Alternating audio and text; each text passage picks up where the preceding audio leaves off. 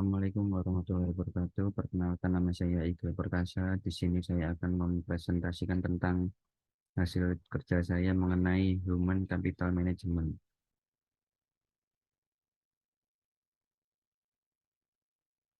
Human Capital Management adalah perencanaan pengorganisasian, pelaksanaan, dan pengontrolan terhadap sumber daya manusia dalam organisasi untuk mencapai tujuan secara efektif dan efisien.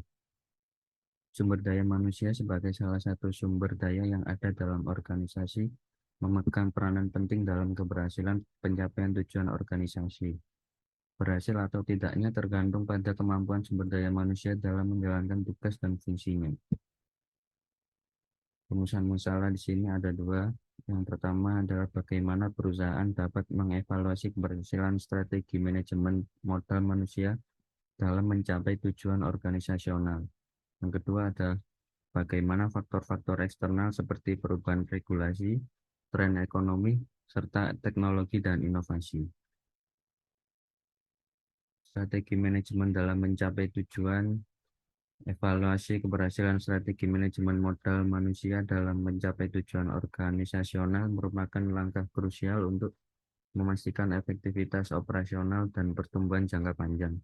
Berikut adalah beberapa langkah yang dapat diambil oleh perusahaan untuk mengevaluasi keberhasilan strategi Human Capital Management. Definisikan tujuan organisasional. Jelaskan dengan jelas tujuan dan sasaran organisasional. Pastikan bahwa tujuan tersebut terukur, spesifik, dapat dicapai, relevan, dan waktu terbatas. Yang kedua, ketahui indikator kinerja utama atau KPI.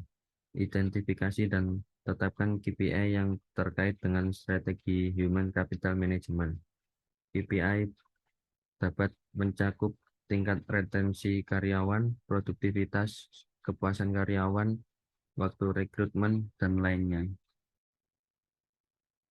Jika ada implementasikan sistem pengukuran kinerja, bangun sistem pengukuran kinerja yang dapat mengukur pencapaian KPI secara teratur. Pastikan bahwa data yang diperoleh dapat memberikan gambaran yang akurat tentang pencapaian tujuan Human Capital Management.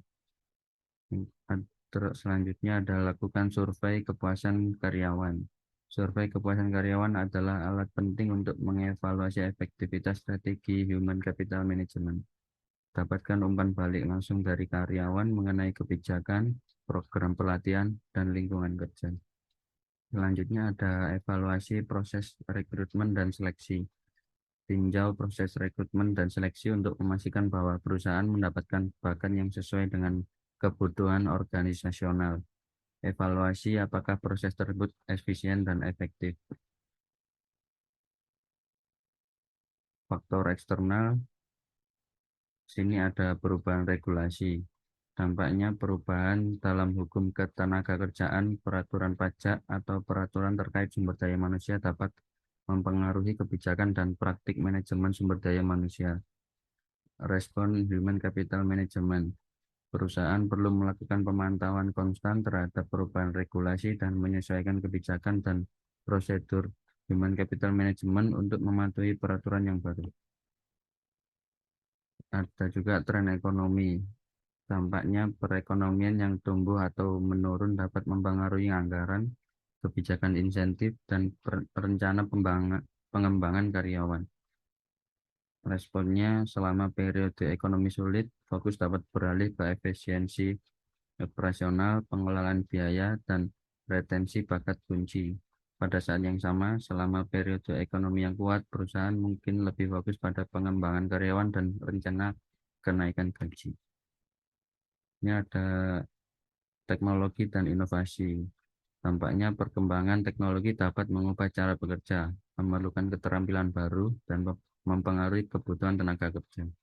Respon dari Human Capital Management fokus pada pelatihan keterampilan digital, peningkatan efisiensi melalui otomatisasi, dan penyesuaian dalam struktur organisasi untuk mendukung inovasi.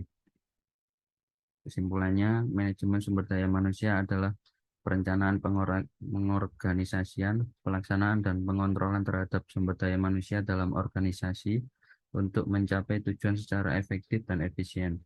Terdapat strategi untuk mencapai tujuan organisasi, yaitu yang pertama, definisikan tujuan organisasional, yang kedua ada ketahui indikator kinerja utama, yang ketiga atau implementasikan sistem pengukuran kinerja, yang keempat lakukan survei kepuasan karyawan, yang kelima evaluasi proses rekrutmen dan seleksi. Berikut ini tiga daftar referensi berupa jurnal dan buku yang membantu saya untuk mengerjakan tugas ini. Sekian presentasi dari saya. Assalamualaikum warahmatullahi wabarakatuh.